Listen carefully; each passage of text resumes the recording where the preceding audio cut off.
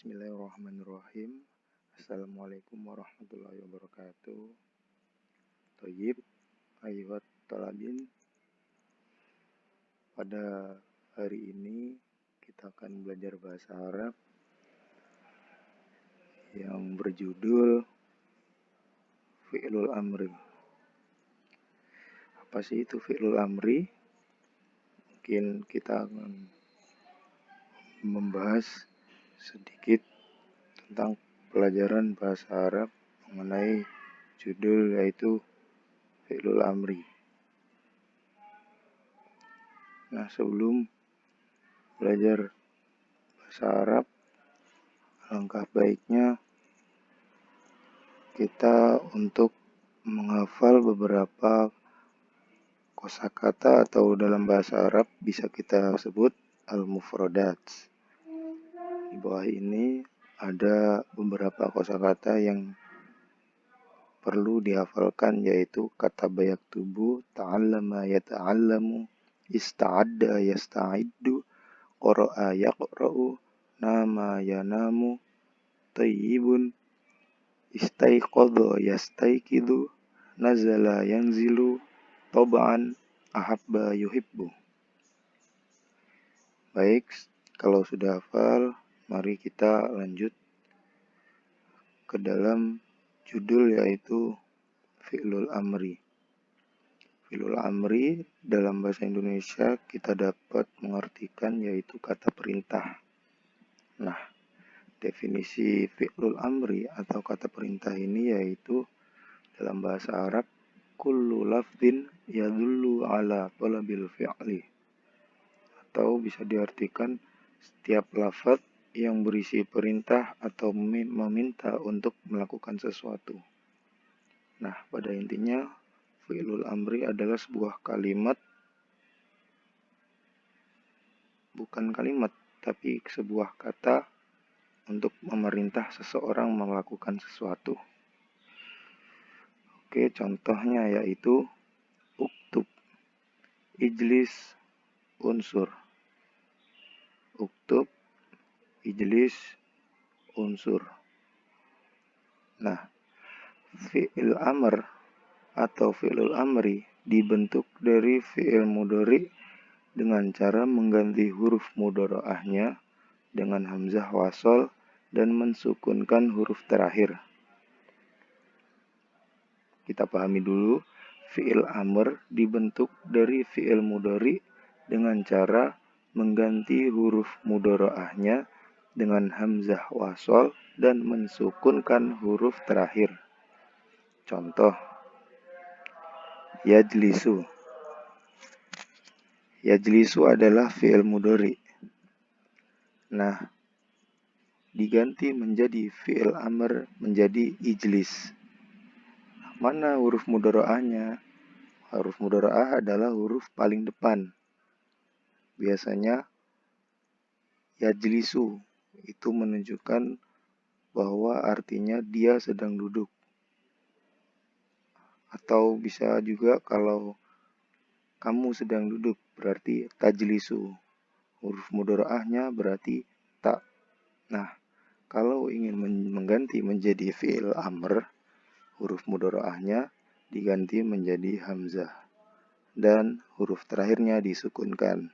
Yang pertama yaitu yajlisu menjadi ijlis. Nah, silakan difahami terlebih dahulu. Kalau sudah paham, lanjut ke bagan. Fi'lul amri bisa digunakan untuk 3. Yang pertama, mufrad. Apa artinya mufrad? Mufrad adalah satu ataupun seorang atau sendirian. Nah, mufrad dibagi menjadi 2. Mufrad mudzakkar, ada mufrad muannas. Mufrad mudzakkar berarti laki-laki sendirian. Kalau mufrad muannas, perempuan yang sendirian. Nah, untuk fi'lul amri untuk yang laki-laki atau mufrad mudzakkar kita mengambil contoh dari uktub. Jadi uktub ini berasal dari kalimat kataba yaktubu, seperti yang ada di Al-Mufradat pada awal tadi. Kalau sudah hafal, kalimat atau kata kataba yaktubu yang berasal dari yaktubu, ya-nya diganti dengan hamzah menjadi uktub dan terakhirnya disukunkan jadi uktub. Nah, sedangkan mufrad muannas untuk perempuan, kita hanya mengganti belakangnya dikasih tambahan ya. Jadi bukan uktub, melainkan uktubi.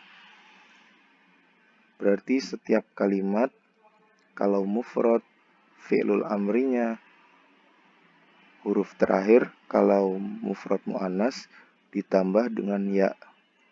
Misal ijlis, itu untuk mufrad mudzakkar. Kalau mufrad muannas menjadi ijlisi. Nah, begitu dan seterusnya.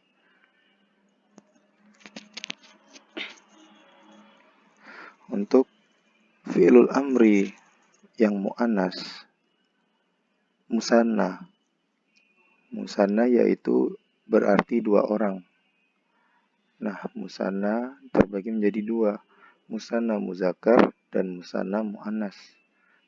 Namun penggunaan ini sama, tidak berbeda seperti mufrad yang tadi. Muannas meskipun muzakkar atau muannas, musanna meskipun muzakkar atau muannas, kalimatnya tetap uktub, namun belakangnya dikasih alif, jadi panjang. Kenapa? Karena itu adalah dua orang.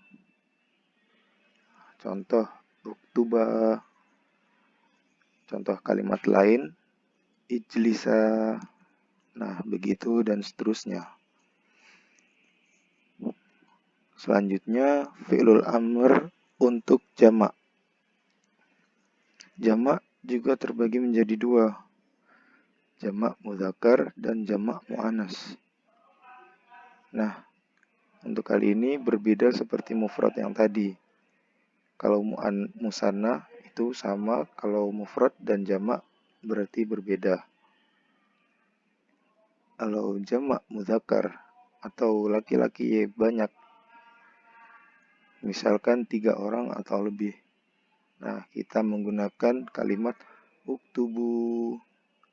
Kalau mudzakkar berarti belakangnya dikasih wawu dan alif.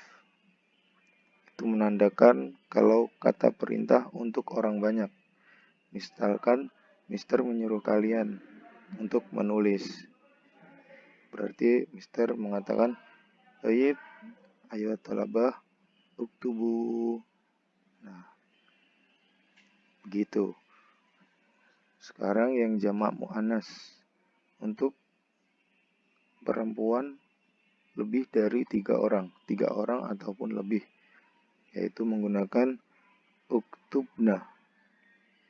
Kalau jamak mudzakkar, belakangnya dikasih tambahan huruf wawu dan alif. Kalau jamak muannas, hanya ditambahin dengan nun. Nah, ingat-ingat, kalau jamak mudzakkar, belakangnya ditambahin wawu dan alif. Kalau jamak muannas, belakangnya hanya ditambahin nun. Namun, baknya sebelum huruf nun itu sukun. Sebelum huruf nun itu sukun. Misal, uktubna. Nah, itu jika menyuruh perempuan lebih dari 3 orang. Contoh yang kalimat lain yaitu ijlisna. Nah, sebelum huruf nun itu harus berharokat sukun. Nah, silakan dipahami terlebih dahulu. Dihafalkan kalau mufrad hanya seperti awal tadi. Musanna hanya ditambahin alif di belakang Kalau jamak muzakkar ditambahin wawu dan alif. Kalau jamak muannas ditambahin huruf nun, namun sebelum huruf nun itu harus sukun. Oke, selanjutnya untuk fi'il yang berakhiran huruf layyinah dalam kurung ya. Huruf layyinah itu disimbolkan dengan huruf ya. Maka fi'il amarnya dengan cara membuang huruf ya. Contoh, nah pada fi'il kata kerja itu ada beberapa kata kerja yang berakhiran dengan huruf ya. Nah, bagaimana caranya mengganti dengan fi'il amr? Nah, misal contoh nomor 1 yaitu Roma Yarmi. Roma Yarmi yang artinya melempar. Nah, bagaimana caranya? Dengan membuang huruf ya. Jangan lupa di depannya tetap diganti ya. Ya-nya dengan hamzah wasol. Huruf mudhora'ahnya dengan hamzah wasol. Misal nomor 1 Roma Yarmi menjadi Irmi. Nah, ya-nya di belakang huruf mim kita buang. Jadi hanya kalimat Irmi. Nomor 2 Khosya Yakhsha menjadi Ikhsha. Nah, sudah paham? Kalau sudah paham, sekarang ada tugas kerjakan LKS halaman 50A 1 sampai 5 dan di halaman 50B nomor 1 sampai 5. Tayyib. Syukran kasiran. Faqad hadza minni idza wajadtum al-khata' fahuwa minni wa idza wajadtum as-shawab fahuwa minallahi subhanahu wa ta'ala. Syukran. Wassalamualaikum warahmatullahi wabarakatuh.